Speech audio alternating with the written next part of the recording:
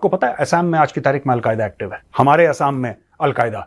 ये कौन इनको फैसिलिटेट करता है? Jamaat Islami. So vast areas, हिल ट्रैक्ट्स, वहां पे जाके रोहिंग्या, वहां पे जाके बांग्लादेशी सब बस गए और फैसिलिटेट करने वाली एजेंसी निकली जमात इस्लामी। तो ये पूरा ट्रायंगल ये भारत में भी कर रहे हैं, पाकिस्तान में भी कर रहे हैं, बांग्लादेश में भी कर रहे हैं। इन लोगों ने ट्रायंगल बनाया और इस प्रकार से इन्होंने वहां पे काम करा। दोस्तों, अगर आप यहां पे मैं किसको कह रहा हूं? इंडियंस को। अगर आप अमेरिकन के साथ डील कर लेते हैं और अमेरिकन की एक दो छोटी छोटी बातें मान लेते हैं, सारा मैटर सॉर्ट आउट हो जाएगा, सारा का सारा। सडनली डेमोक्रेसी की रैंकिंग्स में भारत में उछाल आएगा। सडनली भारत वो देश हो जाएगा जहां पे माइनॉरिटी सबसे सेफ हैं।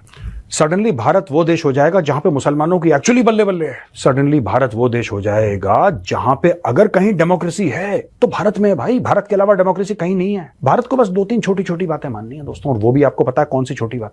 अमेरिका के साथ धंधा पानी बना के रखो, रूस के खिलाफ बयानबाजी करो, यूक्रेन को हथियार प्रोवाइड करो, ठीक है। और जो अमेरिकन चाह रहे हैं, अमेरिकन की दो चार छोटी मोटी बातें, फिर आप देखो इन्होंने वही धमकी जो शेख हसीना को दी थी, राइट, जो इमरान खान को दी थी, वही इन्होंने कोशिश करी भारत में। और दोस्तों, बहुत नुकसान हुआ भारत को। मैं डिटेल में नहीं जाऊंगा क्योंकि फिर मामला पॉलिटिकल हो जाएगा, लेकिन आज मैंने सोचा आपको आज ना ये बात बताई दूं जो पूरा हमारा मीडिया बोल रहा है ना, आईएसआई। क्यों आईएसआई में इतनी औकात नहीं है कि वो तख्ता पलट कर दे, पर हां, आईएसआई के पुराने रिश्ते हैं जमात इस्लामी से, और जमात टू जमात, यानी कि बांग्लादेश जमात इस्लामी, पाकिस्तान जमात इस्लामी, भारत जमात इस्लामी। जो आईएसआई बगल के अफगानिस्तान में कुछ नहीं कर पा रही, वो हजारों किलोमीटर दूर जाके बांग्लादेश में क्या करेगी? ये एक पॉइंट ऑफ व्यू है, राइट।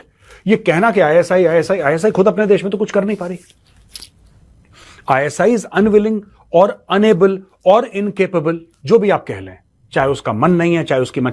अब हम लोग ये कह रहे हैं कि साहब, शेख हसीना की सरकार आईएसआई ने गिरा दी, और इमरान खान ने हर समय यही कहा था।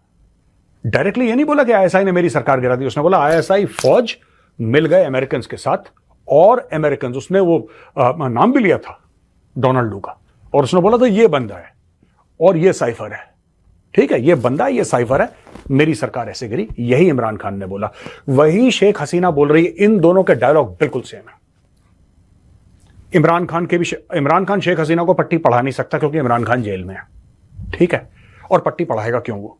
अब आप सोचिए, ऐसा कैसे हो सकता है कि दो देश, दोनों मुस्लिम देश, दोनों देशों में जमात इस्लामी स्ट्रांग, दोनों देशों में जमात इस्लामी स्ट्रांग, दोनों देशों में तख्ता पलट में जमात इस्लामी का हाथ। अब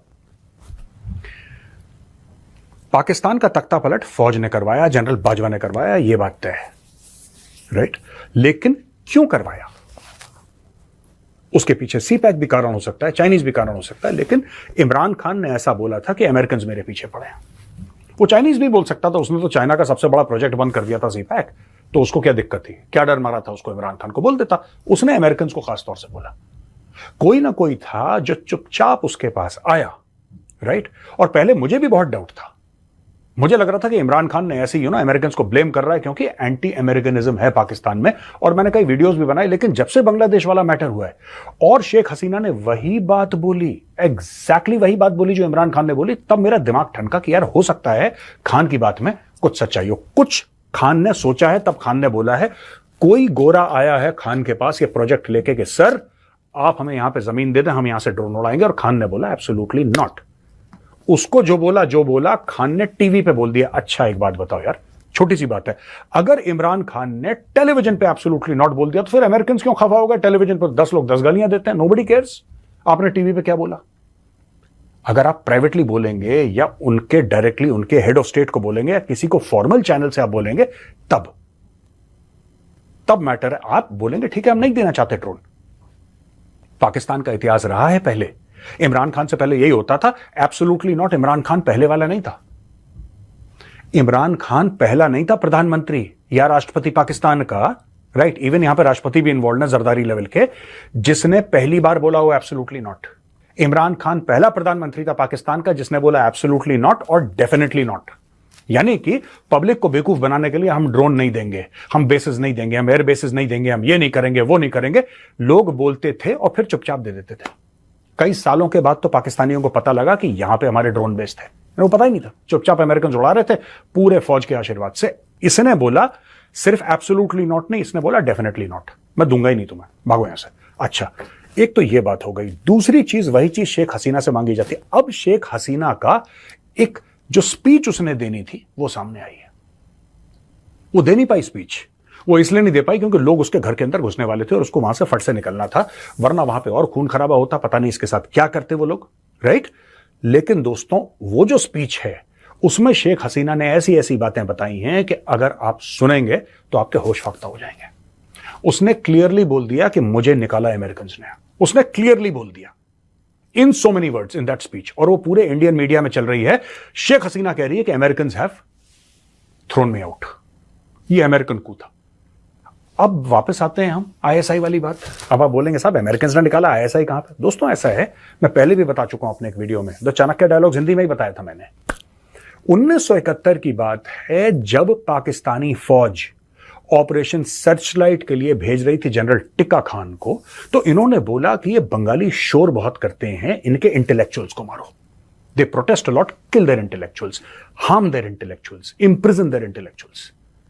अच्छा, बात यह थी कि जो बंगालीज पाकिस्तानी आर्मी में थे, right, most of them they picked up arms against the Pakistani state. उसमें से 99% ने बगावत कर दी, बोला कि हम तुम्हारी बात मानते नहीं, भागो यहां से। यह बात सही है, राइट।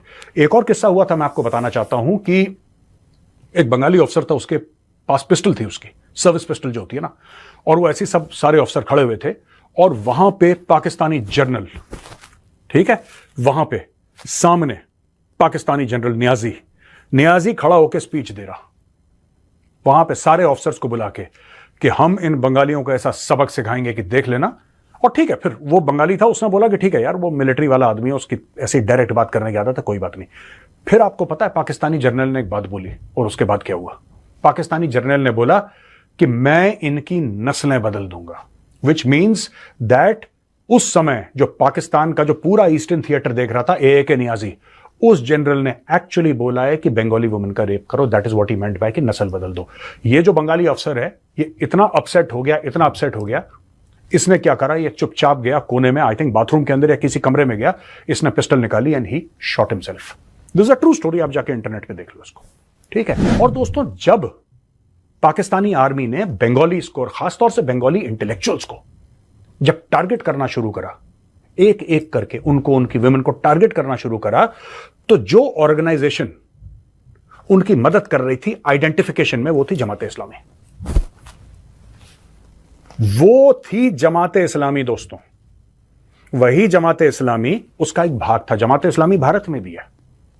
ये इंडियन सब कॉन्टिनेंट का एक फैक्टर है जमाते इस्लामी। जमाते इस्लामी कहीं और छोटी मोटी हो सकती है, लेकिन पैदावार उसकी इंडियन सब कॉन्टिनेंट की है, ठीक है जी। जमाते इस्लामी ने हेल्प करा, पाकिस्तानियों को बोला कि उधर जाओ, वो प्रोफेसर रहता है उसको मारो, ये डॉक्टर रहता है इसको मारो, ये कवि है, ये बंगाली रेवोल्यूशनरी पोएट्री लिखता है इसको मारो। ये सब हुआ वहां पे। और उसके बाद तो उन्होंने खैर जनरलाइज करके कत्लो गारत भयानक करी पाकिस्तानी फौज ने वहां पे भी हमें। और ये हुमदूर कमीशन रिपोर्ट में लिखा गया है दोस्तों, ये मैं अपने मन से नहीं बोल रहा। You should go on the internet, read the Hamoodur commission report. Hamoodur कौन था? वो था पाकिस्तानी जज, जिसने खुद, और पाकिस्तानी खुद ही गड़क गए इसको रिपोर्ट को, जब उन्होंने देखा कि क्या घटिया हरकत करी हमारी फौज ने, राइट, तो वो रिपोर्ट गड़क गए। बाद में इंडियन मीडिया में उसके एक्सेप्ट छपे। एनीवे, तो ये हो गया जमाते इस्लामी। अब वापस हम आते हैं आईएसआई के फैक्टर पे।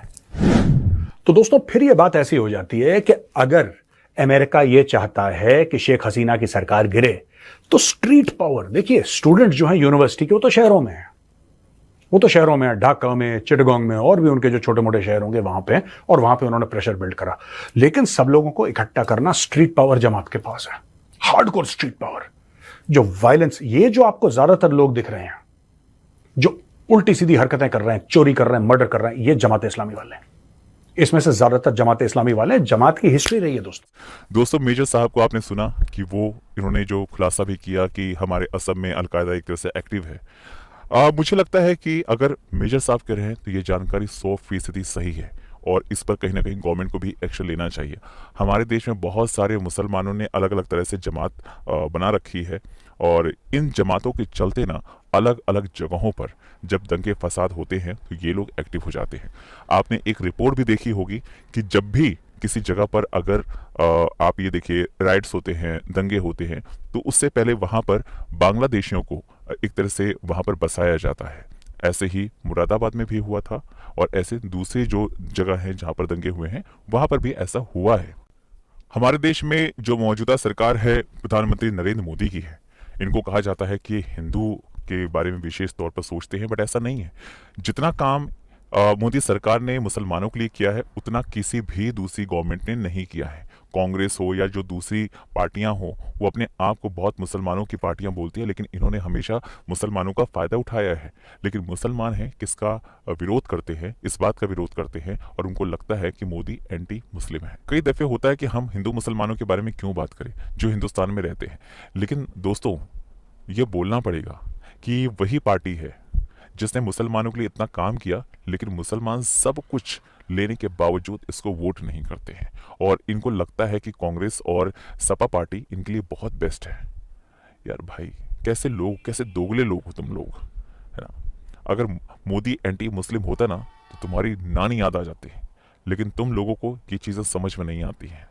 खैर, हमको समझाना भी नहीं है क्योंकि तुम्हारे समझ में कुछ आना नहीं है, सबसे पहली चीज़। लेकिन जो बात यहाँ पर हो रही है वो है जमात इस्लामी की। भाई, एंटी इंडिया जो भी एलिमेंट्स हैं, गवर्नमेंट को सख्ती से उस पर बैन लगाना चाहिए, उस पर एक्शन लेना चाहिए। कोई भी हिंदू नेता अगर कोई कुछ भी अगर बोल देता है ना, तुम फटाफट पुलिस भेजकर उसको ना अरेस्ट करवा लेते हो। तुम सबकी नानी मर जाती है क्या इनको करने में? जमात इस्लामी जो खुले आम यहाँ पर दंगे फसाद की बात करते हैं, उन पर एक्शन लेने में तुम्हारी नानी मर जाती है। कैसे लोग हो यार? तुमको 140 करोड़ की जनता में 240 सीटें जिन्होंने दी है ना, वो तुम पर विश्वास करते हैं, तुम उनके साथ विश्वासघात कर रहे हो। अगर इतना ही गले लगाने का शौक है ना तो छोड़ दो ये सत्ता, लगाने दो ना गले कांग्रेस पार्टी को, लोग लगाएगी। हिंदुओं का जो होना है वो होगा। तुम ये दोगला जो चेहरा लेकर घूम रहे हो ना, ये अच्छी बात नहीं है और ये मोदी सरकार को साफ संदेश है। आपको एक्शन लेना है तो खुले तौर पर आकर एक्शन लेना पड़ेगा, ये दोहरा चेहरा लेकर नहीं करना पड़ेगा, क्योंकि जिसका आप भला करना चाहते हैं ना, वो आप उसका कितना भी भला कर ले, वो हमेशा वोट आपको नहीं कांग्रेस पार्टी को देगा। लेकिन इसके चक्कर में आप अपने वोट बैंक जो हिंदुओं का है उसका विश्वास धीरे धीरे खो रहे हैं। आप लोगों को क्या लगता है कमेंट करके बताएं। चैनल पर अगर नए हैं तो चैनल को सब्सक्राइब जरूर